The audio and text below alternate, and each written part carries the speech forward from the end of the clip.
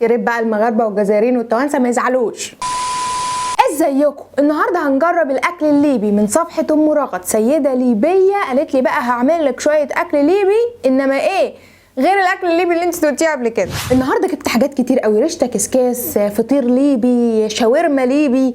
يلا بينا نكتشف الجديد ونشوف الجديد والقديم الاتنين، التقليدي والجديد. تعالوا اول حاجه نخش على الرشته كسكاس. هي اسمها كده. حد يقول لي يعني ايه كسكاس يا هدى؟ الكسكاس ده على حسب علمنا اللي هو الحله بتاعه الكسكسي، اللي هي حاجه بتستوي على البخار يعني. تعالوا بقى نشوف الرشته الليبي، الرشته او الرشده الليبيين بقى يصلحوا لنا.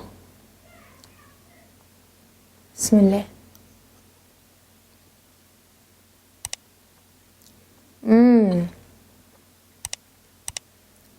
الله، جبتها المره اللي فاتت كانت حامضه. لا دي مظبوطه بس حراقه قوي. هي عامله زي المكرونه الشعريه النودلز كده، رفيعه جدا جدا وخفيفه قوي، اول ما بتخش البق بتلاقيها دابت على طول.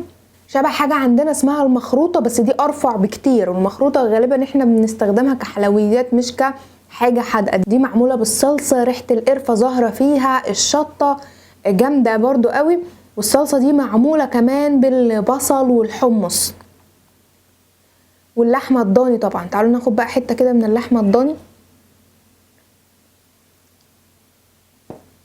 لحمه غليت قوي يا ولاد اليومين دول.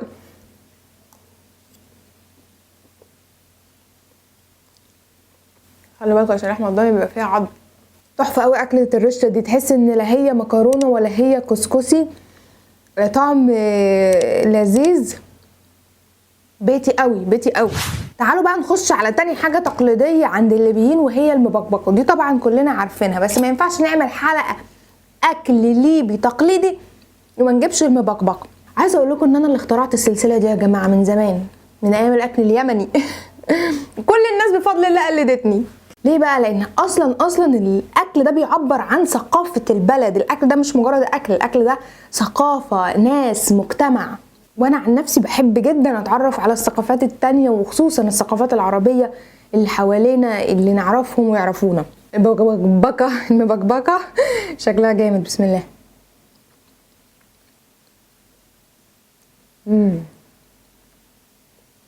حراقه، حراقه اكتر من رشته. ايه يا ليبيين، انتوا كل الحاجه عندكم حراقه كده ولا ايه؟ ولا السيده دي مستقصداني انا؟ تعالوا بقى ندوق حته باللحمه. تحفه والله. بصوا عشان ما اضحكش عليكم، انا بحب الحاجه الحراقه كده كده يعني، بس هي ايه بتشطشط شويه.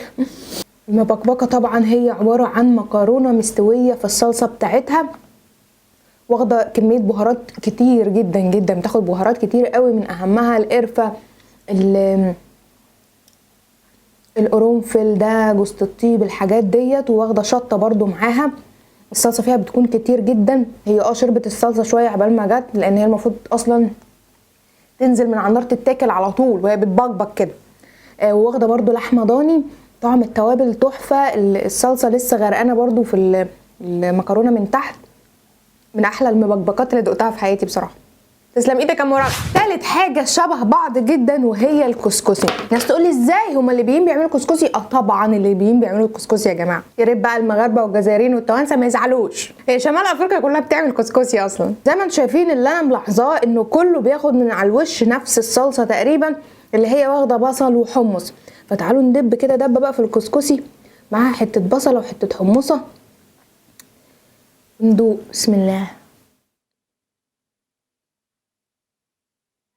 ده كسكسي مختلف تماما عن اللي بنعمله في مصر، عن اللي دقته في المغرب، عن اللي بتاع الجزائر، عن بتاع تونس كمان اللي بالحوت.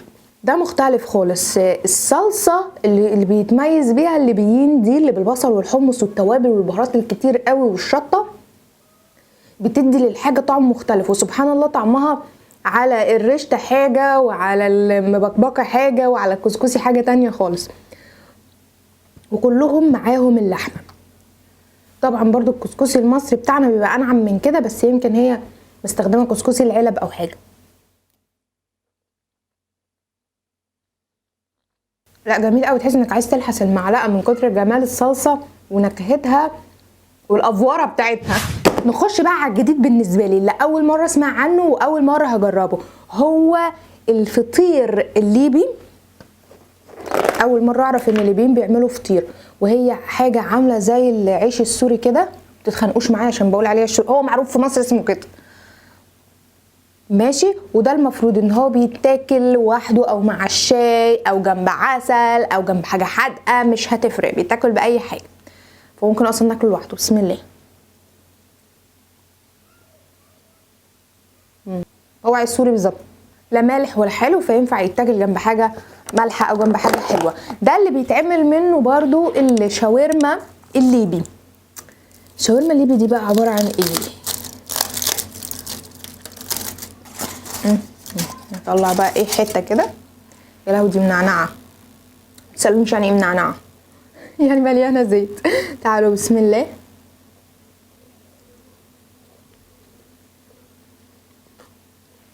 ايه ده؟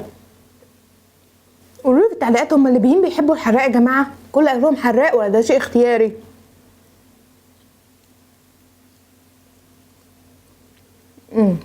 هو انا حاسه طعمها فيه زيتون بس انا مش شايفه زيتون، وفي فلفل اخضر. هو عباره عن العيش ده وملفوف فيه فراخ معموله بالصلصه والبهارات، فراخ متقطعه شرايح معموله بالصلصه والبهارات، مختلف تماما عن الشاورما السوريه او عن الشاورما المصري او حتى عن الشاورما اللبناني. ليه؟ دي شاورما حمراء، دي شاورما بالصلصه، عليها كميه بهارات كبيره جدا، زي مثلا اللي بنقول عليها في مصر 7 بهارات او بهارات اللحمه او بهارات الفراخ، كميه متنوعه من البهارات يعني، وصلصه وبرده ايه شطه لانها مشطشطه او حاسه فيها طعم زيتون وطعم فلفل زي ما قلت لكم. طعمها حلو قوي بالنسبه لي بصراحه، بس نوع جديد من الشاورما. تالت حاجه في الحاجات الليبيه اللي اول مره ادوقها هي المبطن. مبطن ليبي مبطن ولا ايه؟ ده عباره عن بطاطس باللحمه المفرومه. تعالوا كده نقسمها ونشوفها من النص. زي الكوبيبه كده يعني، بدل ايه ما هي تبقى كوبيبه تبقى كوبيبه ليبي. بسم الله.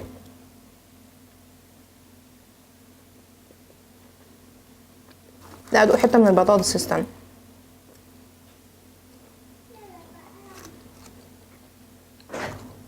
دي شرايح من البطاطس محشيه لحمه مفرومه. اللحمه المفرومه دي بقى متبله بايه؟ ببقدونس ونعناع، لدرجه ان لونها بقى مخضر او مصفر من الخضره اللي فيها. طعم الخضره ظاهر قوي، طاغي تقريبا على طعم اللحم، بس طعم البطاطس ظاهر في الموضوع، ومقليه في الزيت.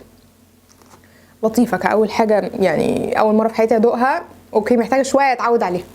نيجي بقى لاخر حاجه وهو الحلو الليبي. قالت لي اعمل لك مقروض ليبي، قلت لها يا ستي المقروض ده بتاع التوانسه. قالت لي لا مقروض ده بتاع الجزائريين، لا مقروض ده بتاع المغاربه، ما ندخلناش في قالت لي لا في فرق بقى، بتاع الليبيين بيخش الفرن، بتاع التوانسه والمغاربه والجزائريين بيتقلي في الزيت. تعالوا بقى ندوق المقروض. بسم الله. حلو قوي ومسكر قوي قوي. هو يمكن مسكر كده عشان العسل فيه كتير، مسقي عسل، وكمان العجوه اللي جوه السكر بتاعها اوفر دوز يعني. البلح كده كده السكر بتاعه بيبقى جامد، بس اللي بيميزه فعلا ان السميد او السيمولينا اللي معموله دي اللي هي زي صوابع زينب عندنا مرمله قوي، بتقطم قوي، بتدوب قوي، مش بتبقى ناشفه كده او بتشد جامد، لا. فحلو المقروض الليبي. بس كده اكون دوقت كل حاجه اللي قلت لها اعملي لي بازين. قالت لي البازين ده بتاع الافراح وشغلانه وبتاع. قلت لها خلاص مش هنتعبك المره دي، لازم يتعمل لوحده. بس كده لو عجبتكم الحلقه بقى انتوا اعملوا لايك وقولوا لي رايكم في التعليقات. اشوفكم الحلقه الجايه ان شاء الله. باي باي.